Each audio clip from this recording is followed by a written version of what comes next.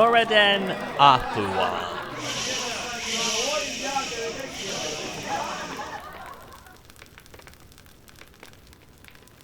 Historians still seek to find out more about the mer whose actions ended the Fourth Era. Many are the tales that have been told of him, and most of them seem to contradict each other. Most know him as the fabled Dragonborn of the Fourth Era, the savior of all Nirn, the mer who restored the lost dragon blood of the Septim line of emperors to all Mandus. Some insist that he was a cunning thief. More insist that he was a warrior without compare. Still, others argue that he was a mage of unrivaled power. There are whispers that he was the slave to the Daedric lords. Some even claim, in tales told in the darkest corners of Skyrim, that he was a vampire lord. Like all legends, there are bits of truth hiding among the embellishments and the exaggerations. No single telling of the legend matches any others. But there are some few things that are always the same. The truth, however, the truth is not what the bards would have you believe.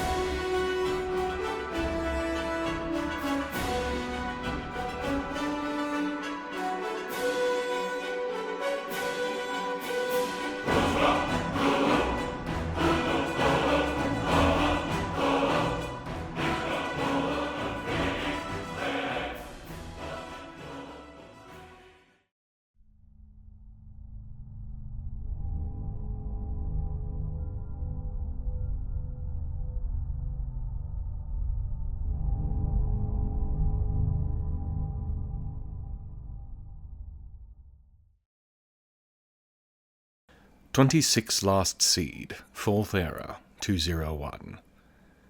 I contacted the young girl's father, a Redguard local that goes by Amren. Pleasant enough, truth be told. He's also clearly enamored of his wife, and wants no risk of losing her, which is what prompts his current situation. His father's sword was stolen some time ago, and he's finally heard where it can be found. His wife, however, likely in an attempt to keep him alive, has dropped an ultimatum on him. Lose the sword, or lose his wife. He's chosen the former, though that hasn't stopped him from asking others to look for it. Since he knows the location, a bandit camp near Halted Stream Mine, just north of Whiterun, it won't be a chase all over the countryside trying to find it. That also makes it a good idea for me on multiple levels. I kill more bandits, which is good, and gain a favor of a Whiterun local, which is even better. Rain or no, it looks like I have a job to do. Leaving the city, I encountered a Nord woman in heavy armor. I knew of her from talk at the inn, as well as an overheard conversation the first night I arrived in Whiterun. Uthgerd. She fancies herself a tough warrior, as many Nords do, but word has it that she can back up her boast with actual skill. She is known to enjoy a good brawl for entertainment, and if I have learned anything about Nords, it is that they enjoy fighting, even if it is just for fun.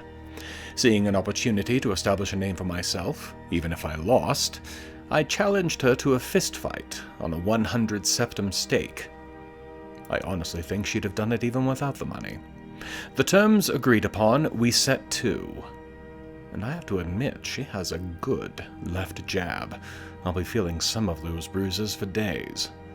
I'm not entirely sure that I would have won normally, but I got in a good solid shot across her jaw that left her reeling long enough to finish the fight. She wasn't sore about it at all, even complimented me on my abilities, and, perhaps most important, said she'd spread the word, and even if I was interested, come with me on a trip or two. I declined, of course, but at least the fight served its real purpose of bolstering the Legion's reputation in Whiterun.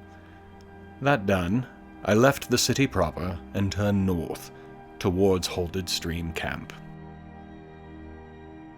I was using the giant rise that the city sits on as an anchor for my travels, and when I was about to strike out straight north and leave it behind, I found myself suddenly sure that I was hearing voices. To the best of my knowledge, which is admittedly rather spotty in some places, there weren't any guard posts or other sites that should have been in the area, so I followed the sounds to investigate. I found a small bandit camp. They at least had a sense of humor, though, as they were literally almost camping under the Jarl's nose. Was being the operative word.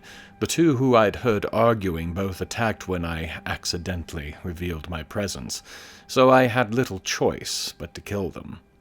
I was investigating the camp itself when the rest of the small band returned.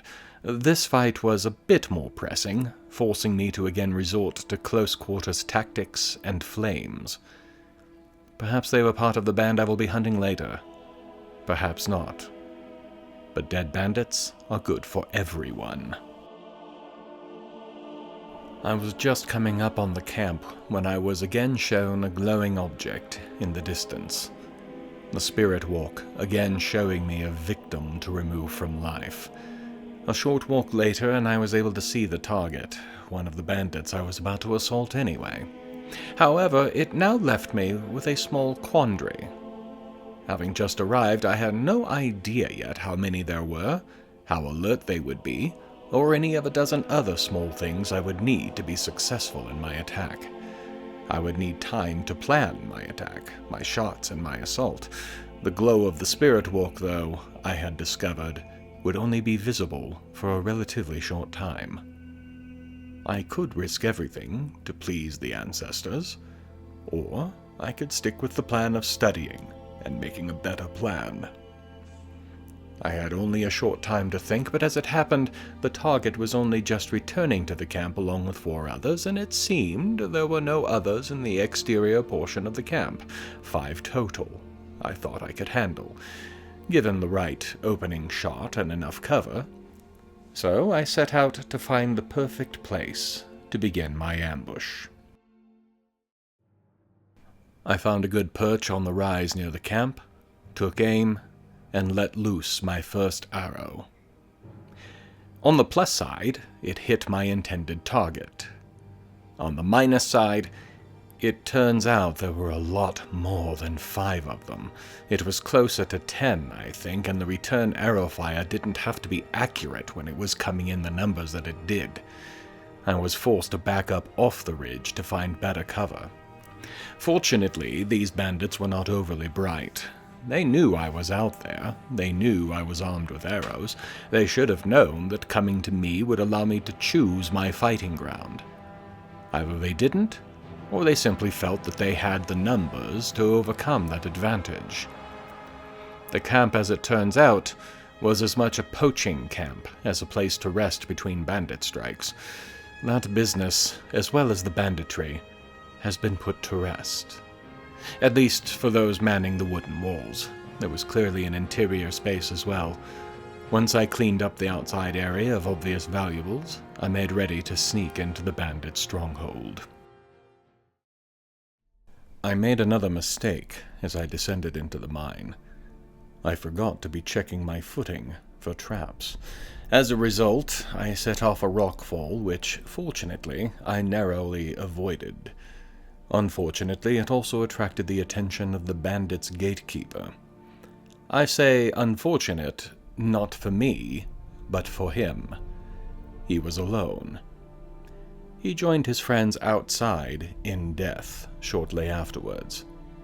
Now, I've made comments about the relative intelligence of the bandits here already, but it bears repeating.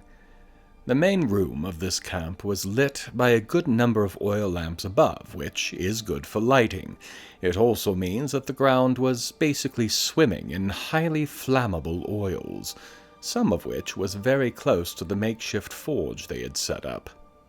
I would love to say that a random spark flew, and they set themselves on fire, but that isn't what happened.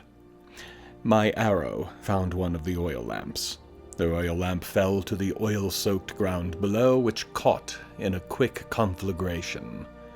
The bandits, instead of following the common and long-held wisdom of not walking through the big, orange, flickery hot thing, chose to walk directly into the center of it instead, where they died shortly thereafter from fire poisoning.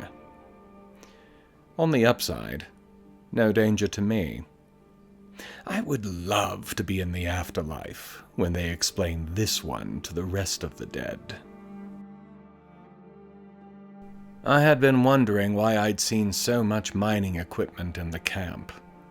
I got that answer, along with Amren's sword, I should mention, in a raised area that the former bandit chief was likely using to sleep in. It came in the form of a spell tome, one that I had heard rumors of but had never put any credit in. Surely, I'd believed, if such a spell existed, then the mages of the world would be very rich. Iron was common as anything, and a spell that could turn it into silver, and silver into gold, would be much fought over. And here was a tome that said it could teach me that very skill. I had thought about going back to Whiterun tonight, despite the near-dusk hour, but with this new information in hand and the possible riches it promised, well, I had to at least try, yes? I spent the evening reading that tome, trying to learn its secrets. Near midnight, after hours of experimentation and reading, I proved it was not some flight of fancy, as I turned my first silver bar into a gold one. Money may not be a problem for me anymore, and with money, many other things now become possible. I will think on this tonight, before going back to Whiterun tomorrow.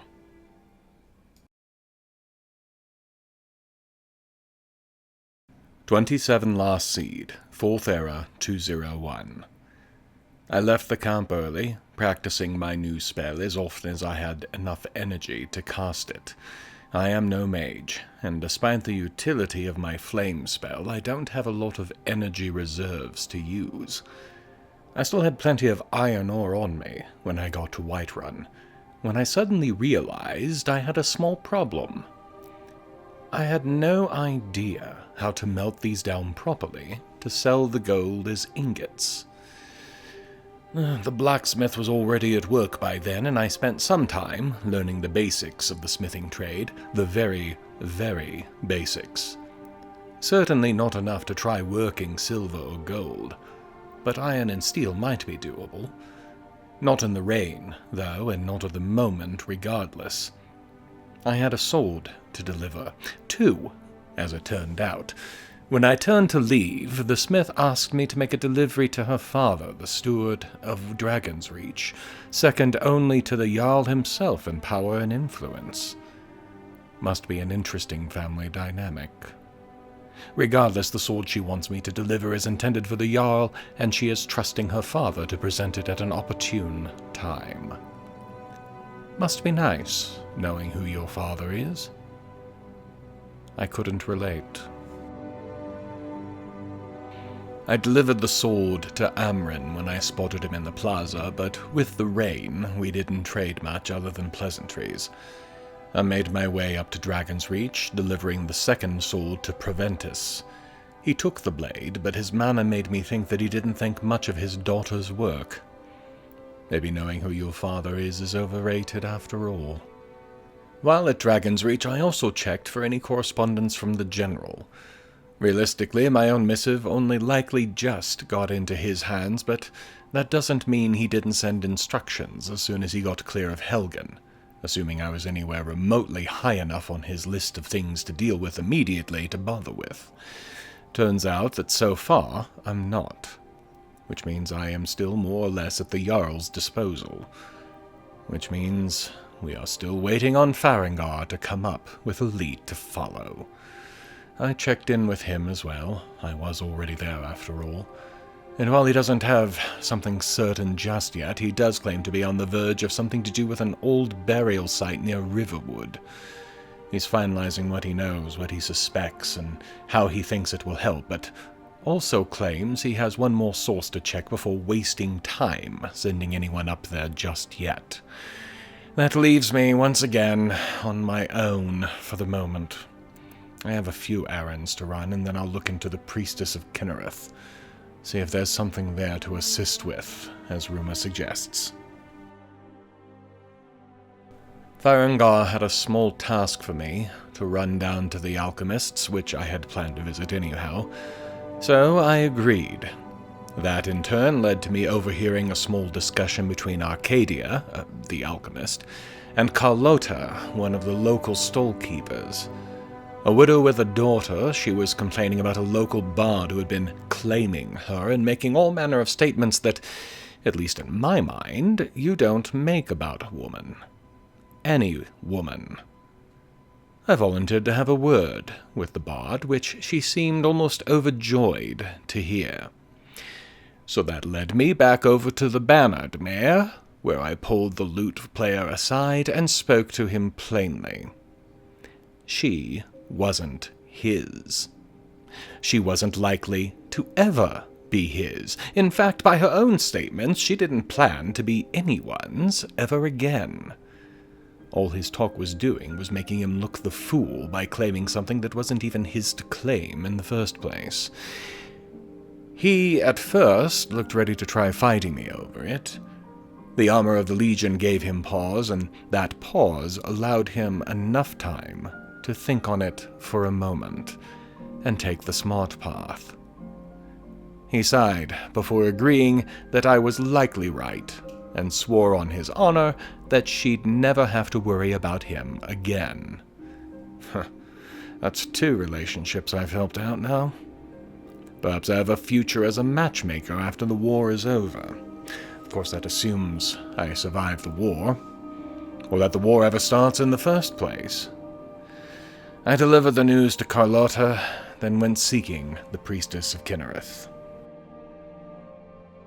For reasons I can't fathom, the priestess refused to speak of her need unless we were standing next to a giant dead tree in the center of the city. I could have dealt with that, as it's not really a problem, except that it has been absolutely pouring all day, and nobody, except me, naturally, wanted to be out in it at all. So the priestess stayed inside, dry and silent.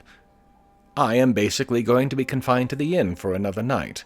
Fortunately, between the goods and the gold I seem to have found in my pack, I can easily afford another night there. I've dealt with a number of small things around the city, and after some conversations with a few people here and there, I know more about this city than I'd ever thought I would. Before I arrived, it was just a place on a map. Now, it's more of a friendly place where I can actually relax. The difference between this place and Windhelm could not be more marked. This is a city with a leader that actually cares about his people, not just his ancestry, but the people who live here. I sincerely hope that the Jarl of this city chooses to side with the Legion, for I would hate to have to set this place on fire. I would do it if I had to get its Stormcloak. But I would regret it afterwards, I think. The evening wasn't a complete waste, however. Arcadia called me over and introduced me to Whiterun's up-and-coming trader, a young woman by the name of Isolde. Ambitious woman. She had a lot of insight about trading in general, and Khajiit in particular, allowing me to pick her brain about a few things that I hadn't understood well in the Skyrim business world. Beggars don't usually concern themselves with things like that. In return, I was able to help her out. An old Khajiit caravan master had promised to give her a big hand up in learning the ins and outs of master tradesmen, if she could bring him a mammoth tusk. Obviously, she isn't a fighter, so I think the purpose here was to have her learn by doing. The only way she was getting one was through trade. I considered the information she gave me fair trade for the husk, one of many I picked up from the bandit camp last night. With that, I bid them all good eve, and took to my bed. 28 Lost Seed, 4th Era, 201. I woke somewhat after daybreak to a knock on my room door. Unusual, to say the least, but once I felt myself decent enough to open the door, I found Hulda on the other side with a letter that had been delivered from Dragon's Reach. At first I thought it might be a summons to see Farengar, but the Imperial Seal quickly put that notion to rest. Instead, it was the reply from General Tullius. It basically confirmed everything I had surmised had happened at Helgen, including the capture and subsequent escape of Ulfric Stormcloak. He also indicated his agreement with my current course of action, making it official. I am to place myself at the Jarl's disposal until he gives an answer about the legions, and about Ulfric, one way or the other. I am authorized to handle any requests from the Jarl so long as I keep the ultimate goal in mind, keeping the Stormcloaks out of Whiterun.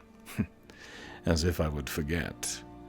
Anything to make Stormcloak's life more difficult.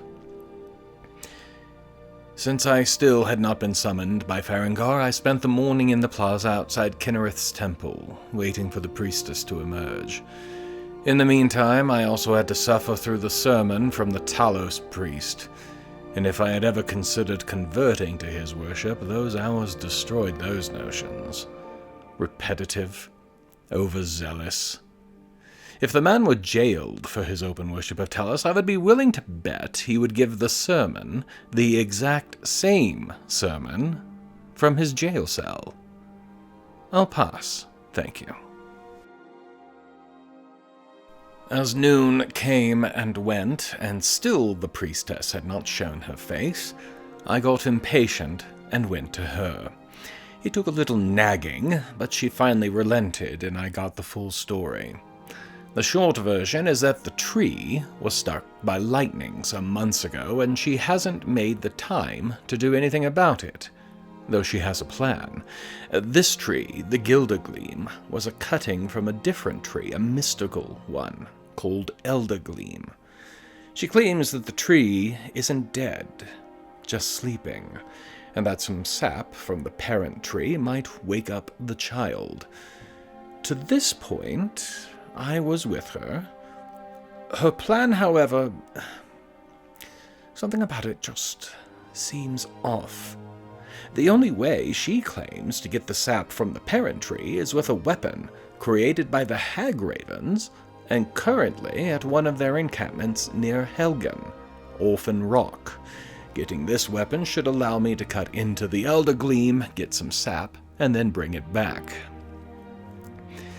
Getting the blood of a tree with a weapon made by a hybrid of woman and bird, who many consider to be filthy and unholy creatures, to restore the holiness of a blessed tree of Kinnereth? I am no priest, so maybe this makes sense in some kind of logic chain I can't follow, but this sounds wrong.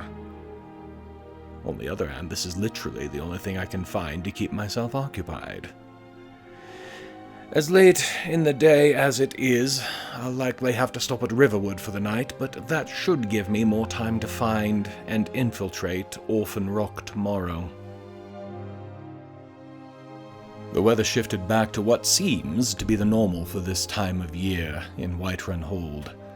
It went back to torrential rain as I trudged up the hills and into the mountain pass towards Riverwood. Even if I had left early, I'd have been caught in this, and despite it being summer, there is no such thing as a warm rain in Skyrim. I've heard of them. They rank up there with Nord legends in the fantasy category. Then again, dragons used to be in that position as well, so maybe there's hope for a warm rain after all. I reserved my room at the Sleeping Giant and whiled away the evening, grateful to not be in the rain tonight, and hoping that the weather might turn again tomorrow for the walk up to where Orphan Rock is supposed to be. Fighting the cold and the hag ravens, for I have no doubt that getting the knife will require a fight. Doing those at the same time is not something I want to think on too much.